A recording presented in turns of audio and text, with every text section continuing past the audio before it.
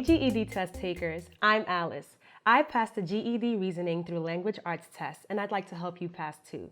I studied with the Writing for the GED Test series from New Readers Press.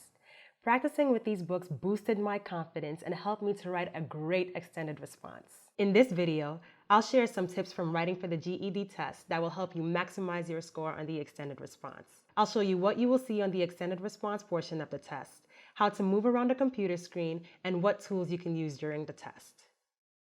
What is the extended response?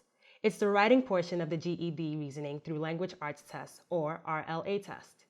Here's what the extended response looks like. This is the prompt. It explains what you need to do in your written response.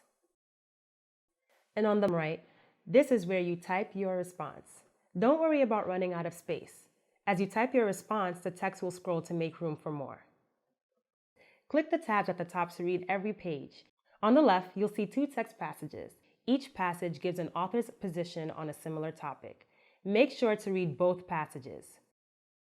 While you type, you can use the cut, copy, and paste buttons to move sentences around within your response. You can also use the undo and redo buttons. You cannot use these buttons to copy text from the reading passages. You will have some access to some tools both on screen and at your testing station while you work on your response. The first tool is an on-screen highlighter. You can use the highlighter to mark important information in the reading passages. When you take the GED test, you will be given 3 note boards and a dry erase pen. You can use these to write notes during the test. Remember that you won't be able to take a pen or a pencil and scratch paper into the testing center. You will need to use the note boards to make any notes during the test. When you arrive at the testing center, you will receive a copy of the Extended Response Answer Guidelines.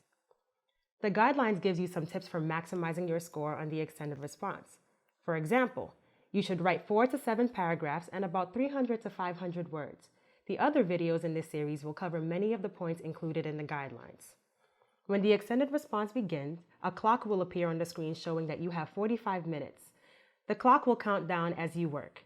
If the clock is distracting, you can hide it and check it occasionally to make sure you're on track. The clock will reappear when there are 3 minutes left, so you'll know that time is running out. To use your time wisely, plan to spend the first 15 minutes reading and analyzing the passages, then spend the next 25 minutes writing your response. Save about 5 minutes at the end to check and revise your writing. I'll talk more about these 3 steps in the upcoming videos. Here's a tip to improve your score. Read the guidelines before test day and refer to them while you practice and prepare for the test. You will save time if you are already familiar with the guidelines before you take the test. You can read or print a copy of the guidelines by clicking the link in the description. The rest of the videos in the series will help you meet the expectations described in the guidelines. Now you know what the extended response looks like. In video 2, I'll talk about how to get started on your response.